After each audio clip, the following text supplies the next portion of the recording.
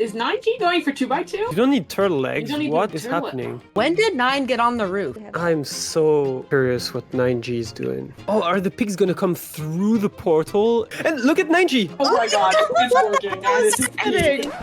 Yep, that's me. You're probably wondering how I ended up in this situation. Well, it all started 2 months ago, when I set out on a quest to speedrun getting a full beacon. You see, I just got a beacon ranked, and feeling confident, I thought a couple gold blocks more wouldn't be an issue. Boy was I wrong, because it wasn't just a couple gold blocks, it was 164 gold blocks or 1,476 ingots, all of which I had to acquire as fast as possible. Now you could go around looting bastions to do this, but this is difficult and I kept dying. So instead of practicing bastions, I spent hours and hours memorizing every single block and coordinate of a gold farm, then spent even longer learning how to optimize and build it as fast as humanly possible. I did all of this just to build a shiny gold pyramid in a block game, and you're gosh darn right, I have no regrets.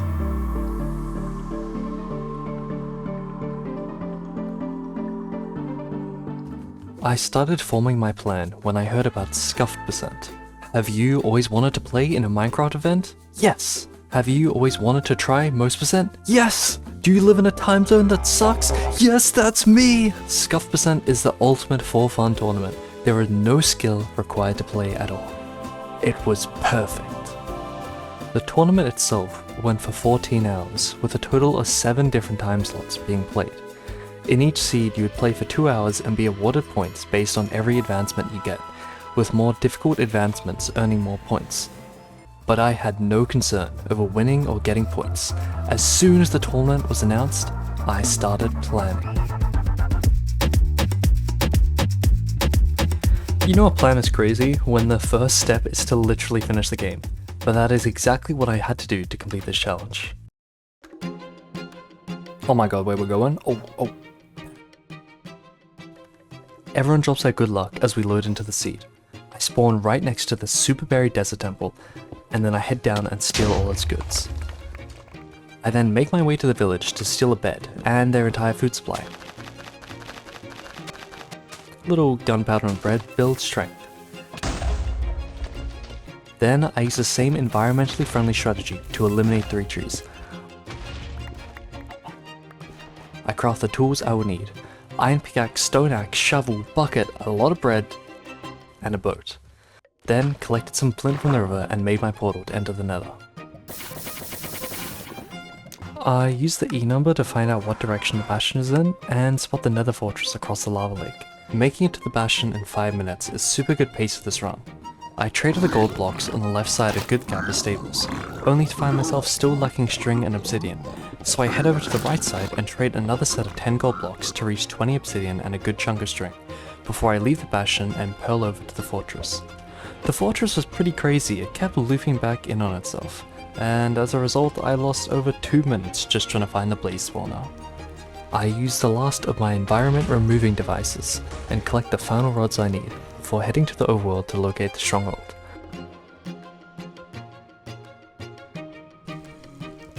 I get a 40% reading on a pretty close location.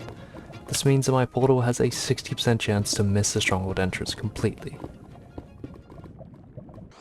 Now, even though technically the stronghold is below me, I missed the entrance, and instead ended up right in front of the portal room.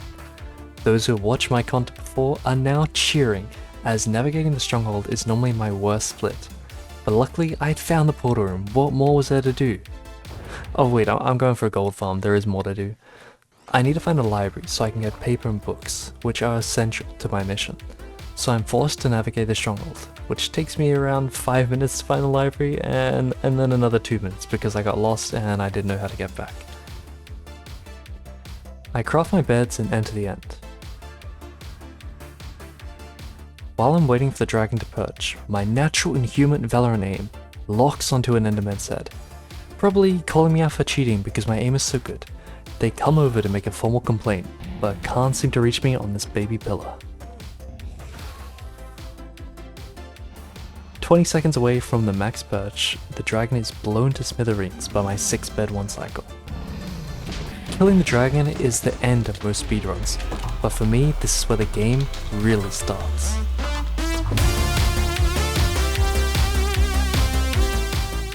As of this moment, I am at a good pace, killing the dragon in under 27 minutes.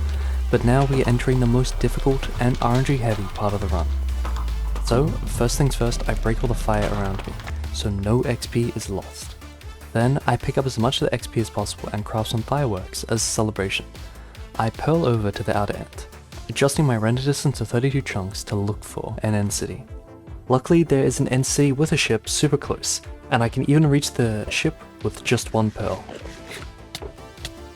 After being temporarily hoisted by the local residents, I get a hold of my first elytra, a diamond pickaxe, and some iron and gold ingots. Now, there is a couple key things I'm searching for when raiding end cities. I need enough iron for an anvil, enough diamonds to create full set of tools, enough elytras to last me through the run, 2 shulker boxes, and lastly 44 obsidian. On top of that, I'm also searching for very specific tools and enchants that will save me huge amounts of time, as well as armor to make it a little more defensible.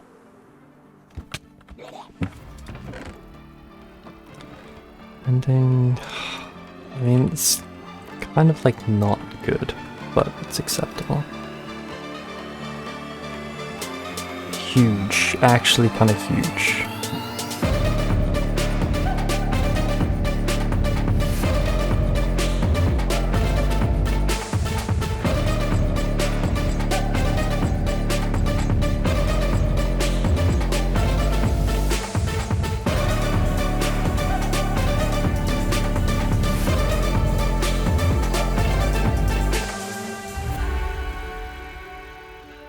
With my end city hunting coming to a close, it is only in the last chest that I find a good pickaxe and sword and get my final shulker shell. I looted a total of 28 chests and broke 6 ender chests for obsidian. I had 4 elytras to my name, and it was now time to exit the end. The first resource I need is gunpowder, so I gotta kill some creepers. Okay, never mind. The first resource I need is gunpowder, so I'm going to just head to this temple. The second resource I need is sugarcane. Now I can make rockets, which make the rest of the run a lot easier. I also craft an axe, and as the third resource I need is wood. A lot of it. I begin organizing the 2 shulkers and crafting bookshelves. This legitimately scared the daylights out of me because I thought it had somehow destroyed my shulker box with everything in it.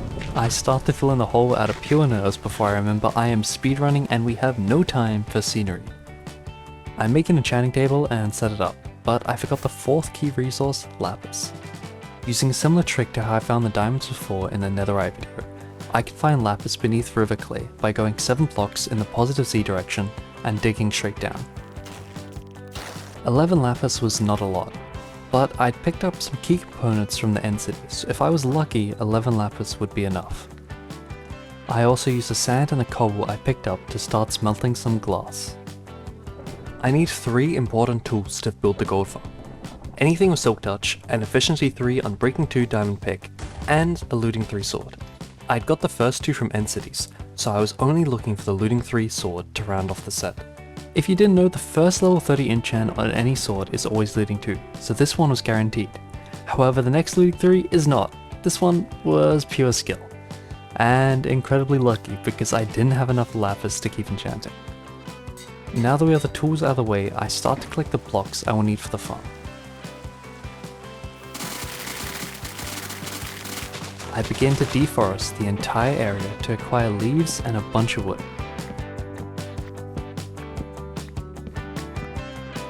I make trapdoors, slabs, ladders, and 2 chests. I remember to pick up the glass in the furnace, which is definitely a mistake I hadn't made before. I shoot off into the sky, spotting my target across the sea. Now this is where I got incredibly scared for the run. The whole strategy relies on getting turtle eggs. This is probably the single most important item for the gold farm. And my turtles were bugging out. What the hell are you doing?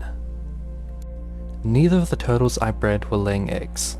I didn't even get the achievement, the parrot and the bats. Hoping this was a one-time issue, I cut my losses and set out to find a different group of turtles. I spot some more around the coast, and this time I do get the achievement. So I was hoping it was just those 2 turtles before that were bugging out. but as I spend a minute watching these turtles dancing in the sand with no intention of laying eggs, I start to get worried. Was there something in the tournament that stopped turtles making eggs? I quickly found a third set of turtles and started breeding them, hoping that at least one set of turtles would lay an egg. Coming back to the second pair, I decided to break the nether portal in case I was somehow making the turtles feel a little unsettled. Turns out it was, and as soon as I do, the turtle begins laying an egg. Are you kidding me? And with the egg collected, I have everything I need to build a gold farm.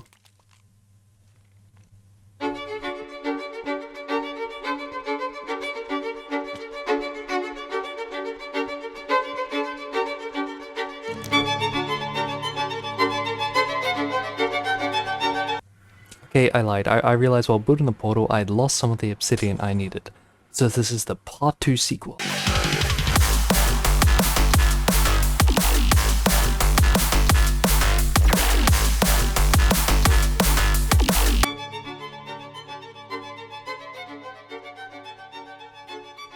I flew up into the nether, making sure to collect some soul sand for later. I begin traversing the nether hunting for something. The most default biome, the nether wastes. I find the middle of 4 chunks and build up to Y118, taking the time to write down the coordinates. Here comes the most satisfying part of making the gold farm, and why you need an efficiency 3 on breaking 2 diamond pickaxe to build this farm. Placing blocks is slow, it takes time to create big spawning platforms, so instead we're going to mine out one for the piglins to spawn in. Now, while I leave the satisfying back and forth rhythm of breaking blocks, this is where I have to give a huge shout out to the farm design. The farm was designed by Ianxofour, a brilliant farm creator, and this video would not be possible without this ingenious design. If you want to make this farm for yourself, I highly recommend watching his video linked in the description, as he breaks down exactly what to do very well. Now this is probably my 11th or 12th time mining out all these blocks. I practiced this farm excessively to make sure I could get it down as fast as possible. Ianxofour said in the video, "This farm can be built in less than 25 minutes. But as you're about to see, I over half that time and I got it down to 12 minutes. After I mined out the first layer, I placed the outline for another portal in the middle and built up to mine the second layer, right beneath the bedrock. While mining up the upper layer, I make sure that I place 4 trapdoors down in every corner.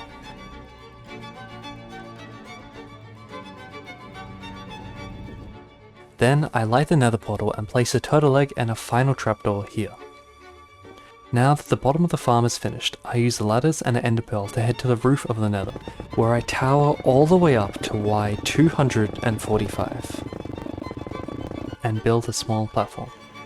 This is where I will be killing the piglets.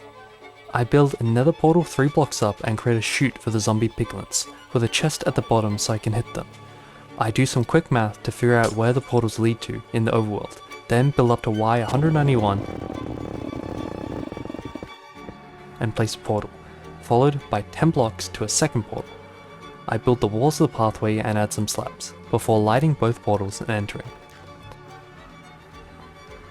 The farm is now complete, so here's a quick rundown on how it works. The zombie pigmen will spawn 128 blocks below you and go towards the turtle egg in the center. Then they'll get teleported to the overworld, being pushed forward by the sheer mass number of zombie pigmen going through, connected to our killing chute back in the nether. Now the amount of time I need to kill pigmen for is about the same amount of time I need to navigate a stronghold, 25 minutes, which is a ridiculously long time, so I'm just gonna cut it out. Don't worry, I'm not gonna make an edit or a montage of it.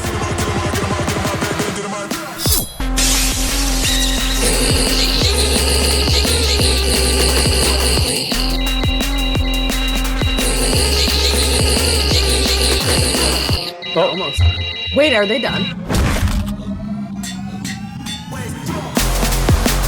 Okay, that's enough piglin killing. I killed nearly 5,000 piglins. I ran out of hunger halfway through and hit 105 levels of XP, to end with a total of 2 stacks and 37 gold blocks, and a gold helmet for good measure.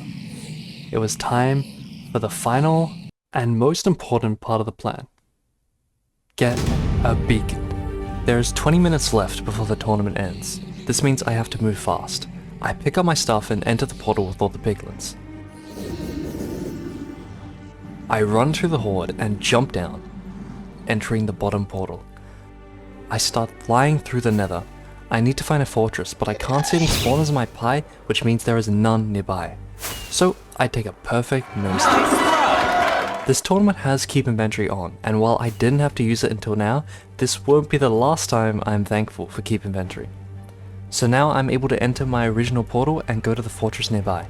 While the fortress might have been a confusing mess when looking for the blaze spawner, all the highways being crisscrossed was great for farming wither skeletons. It's time for wither skeleton hunting.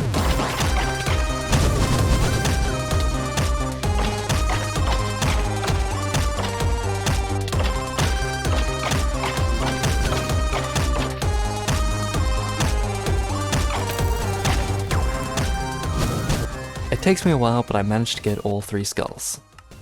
I start to head to the gold farm and encounter this ghast. Because I want to aura farm, I was sacrificing precious time to show off how good I am.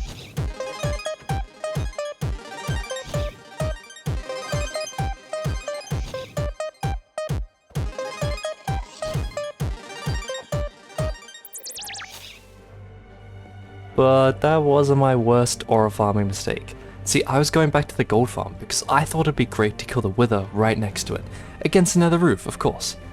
But when I summon it, it escapes from the nether roof. I start critting it out, but it wasn't happy about that.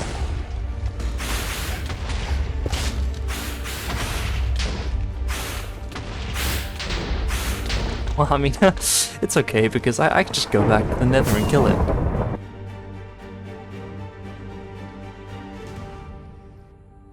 Oh my god, it's over at the gold farm. My aura farming might be the end of me.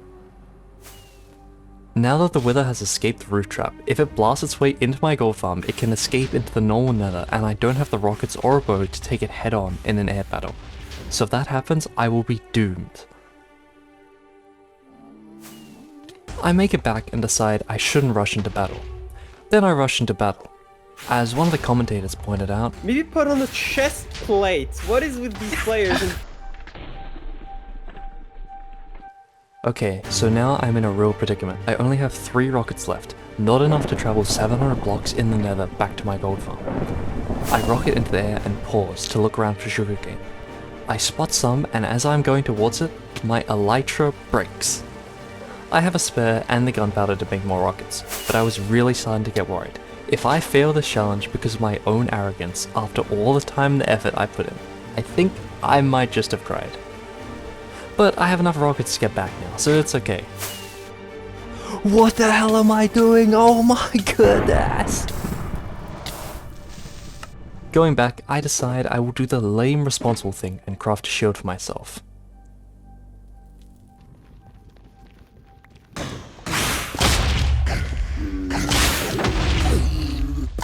I finally slay the wither and acquire the nether star, then head to the nether roof. I rocket up to my gold farm and craft the beacon. I built the full pyramid. If you build the beacon at this rate, I don't know if you're done in 5 minutes.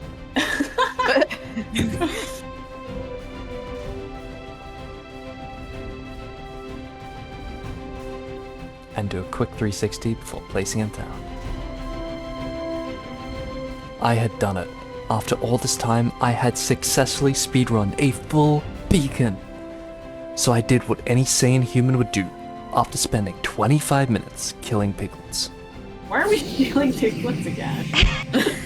We're doing more gold farming? Dude, just more gold farming? I hope everyone enjoyed, and if you did, please consider subscribing and liking the video. On screen you can find a link to a mashup of the commentator's perspective of my entire run. I think it's pretty funny and worth a watch. Thanks for watching. Bye.